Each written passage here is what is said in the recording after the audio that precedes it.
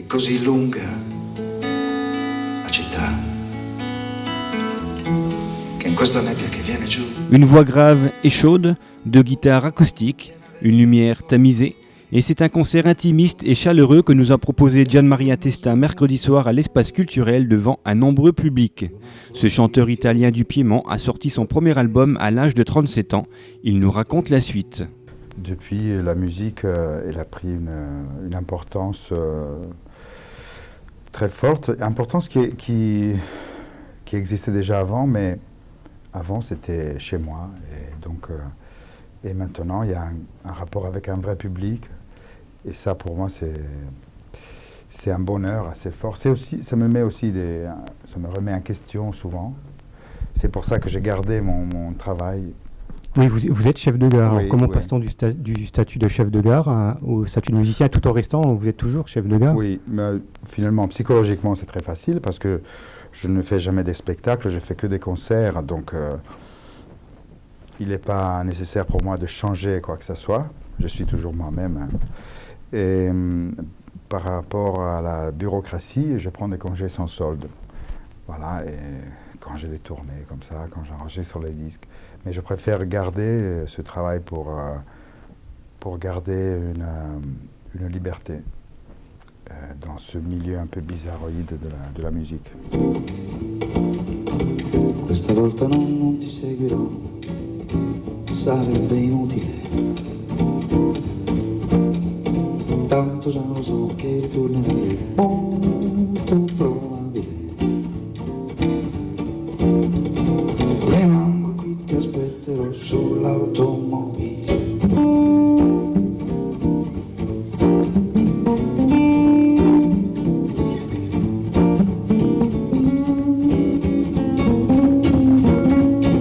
Quando tornerai, se ritornerai, sarà bellissimo. Una storia più che racconterai come una favola. Ti aspetto qui ancora un po' sull'automobile. Un mot sur votre dernier album. Alors, contrairement au précédent, celui-ci est beaucoup plus dépouillé, beaucoup plus sobre. Vous êtes sur la scène avec seulement 2 guitares. Alors, pourquoi ce choix? Parce que finalement, j'avais moi-même envie de écouter mes chansons telles qu'elles étaient à leur naissance. Et puis finalement, en faisant cet album, je me suis aperçu que pour moi, il est bien plus facile de gérer les choses simples. Et puis aussi, peut-être le temps qui passe et l'âge et tout ça fait que on arrive à avoir envie plus souvent de l'essentiel. Rien n'empêche que le prochain, peut-être, il sera plus habillé, mais finalement, une certaine nudité, c'est quelque chose qui me convient bien. Est-ce que c'est aussi pour mettre plus en valeur les textes de vos chansons? On pourrait penser ça, mais si je pense que j'ai vendu beaucoup de disques en France, et je suis sûr que c'est des Français qui les ont achetés, qui ne parlent pas forcément italien. Bon, donc dans le disque, il y a les traductions, mais moi, je me rappelle que quand j'écoutais certaines chansons de Ferret, par exemple, je ne comprenais pas tout, mais je savais qu'il y avait une vérité derrière, sans pour cela vouloir me comparer à Ferret. Mais je veux dire qu'il y a une manière de faire passer une émotion qui va au-delà de la compréhension du texte. Dentro la tasca di un qualunque mattina, dentro la tasca ti porterei col fazzoletto di cotone profumo, col fazzoletto ti nasconderei. Dentro la tasca di un qualunque mattino, dentro la tasca ti nasconderei. E con la mano che non veda nessuno, e con la mano ti accarezzerei.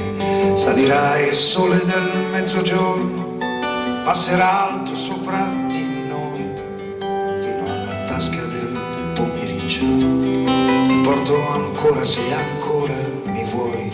Salirà il sole del mezzogiorno e passerà alto molto sopra di noi, fino alla tasca del pomeriggio. Dall'altra tasca ti porto se vuoi.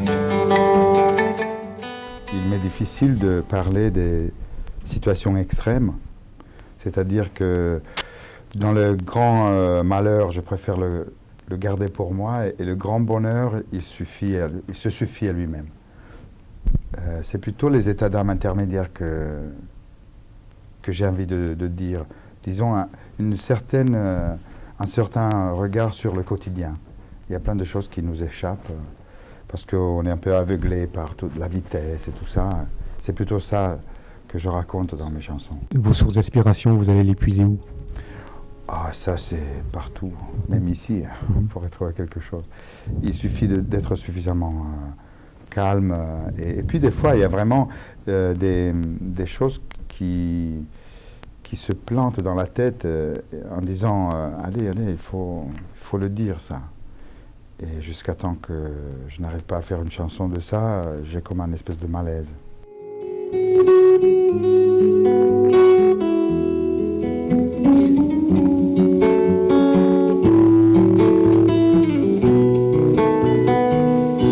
Perché viene un giorno che a guardarlo passare sembra il giorno di un altro e di un altro la vita da fare e di un altro la voce e anche l'ombra sui muri e questi fiori d'inverno che ho preso per te. Alors ce soir, vous allez vous produire sur la scène de l'espace culturel à Romba. Vous commencez maintenant à bien connaître le public français. Est-ce qu'il y a une différence entre le public français et le public italien? Ah oui, il y a une différence. Oui. Et même, il y a des différences, j'ai remarqué, entre le public du nord et du sud de la France, par exemple. Mais on ne peut pas dire, enfin moi je ne serais pas en mesure de dire c'est mieux ou c'est pire ici ou là. C'est différent. C'est différent, il y a une perception différente. Et il y a des publics qui sont très chaleureux déjà dès le départ, il y a des publics qui sont plus ils gardent une espèce de détachement, mais à la fin tu t'aperçois que c'était un truc très intime qui s'est... Enfin, il y a des véritables différences, mais ça fait partie de la communication, parce que le public communique beaucoup de choses à quelqu'un qui se produit sur scène. Vous, les Français, vous allez dire, pour inviter une fille à danser, vous allez dire une phrase plus ou moins comme ça. Voulez-vous danser avec moi, mademoiselle? C'est une phrase qui prend au moins 2,3 secondes, plus ou moins de temps. Et si la demoiselle en question n'est pas endormie, elle a le temps de se faire une idée, pas précise, mais enfin, sur le type qui lui demande de danser. Tandis que nous, en Italie, vous savez comment on fait?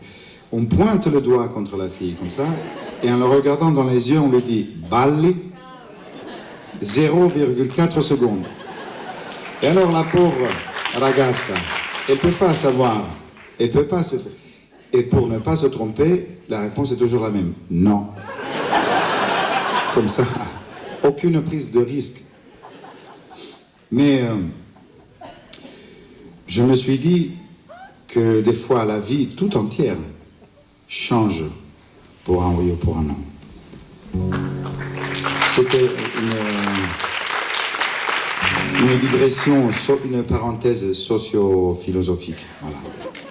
Influencé par des chanteurs comme Bob Dylan, Leonard Cohen, les chanteurs napolitains, Brel, Gainsbourg ou Ferré, il s'agit avant tout pour lui de chanter des textes intelligents, des chansons pour communiquer.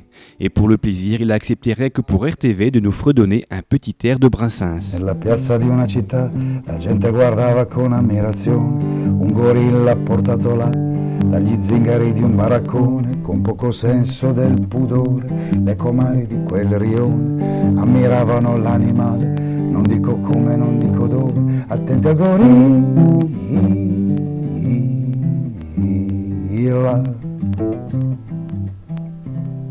Si aujourd'hui on vous demandait de réaliser 3 de vos rêves, ça serait lesquels? Dans le domaine musical ou ailleurs? Dans le domaine musical, rien. Vous avez tout réalisé, vous n'avez pas de rêve? C'est-à-dire, ça va comme ça, je pourrais pas faire... je pourrais faire mieux, mais demander plus, non.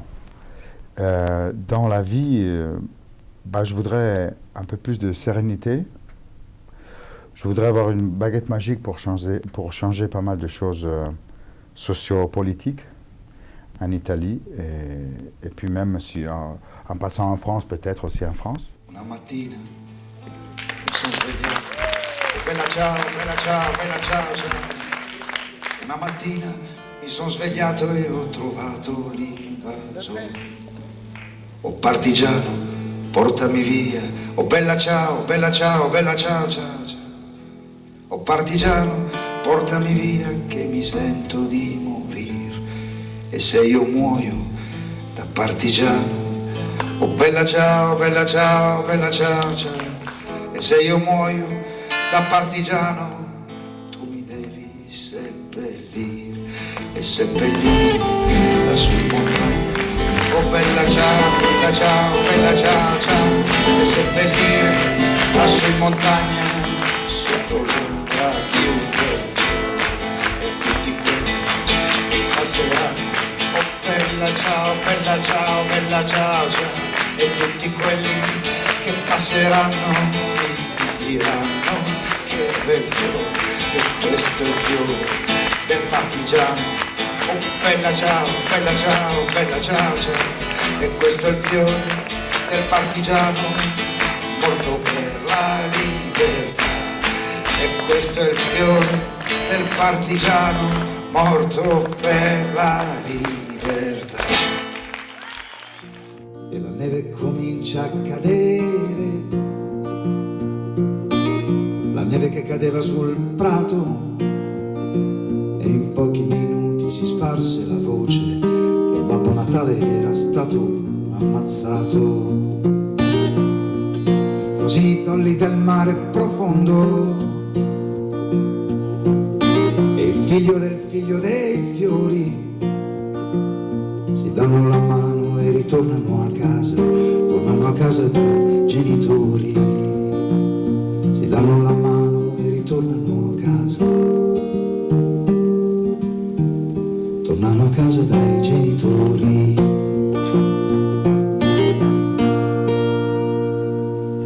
Monsieur le Président, je vous fais une lettre que vous verrez si vous avez le temps. Je viens de recevoir mes papiers militaires pour partir à la guerre avant mercredi soir. Monsieur le Président, je ne veux pas la faire. Je ne suis pas sur terre pour tuer des pauvres gens. C'est pas pour vous fâcher, il faut que je vous dise. Ma décision est prise, je m'en vais déserter. Ho avuto solo guai da quando sono nato e i figli che ho allevato han pianto insieme a me. Mia mamma e mio papà ormai sono sottoterra e a loro della guerra non gliene importerà. Quando ero in prigionia qualcuno mi ha rubato mia moglie e il mio passato, la mia migliore età. Domani mi alzerò e chiuderò la porta sulla stagione morta e mi incamminerò. Vivrò di carità sulle strade di Spagna, di Francia e di Bretagna e a tutti griderò di non partire più e di non obbedire per andare a morire per non importa chi. Per cui se servirà del sangue ad ogni costo, andate a dare il vostro se vi divertirà. Si vous me poursuivez, prévenez vos gendarmes que je n'aurai pas d'armes et qu'ils pourront tirer.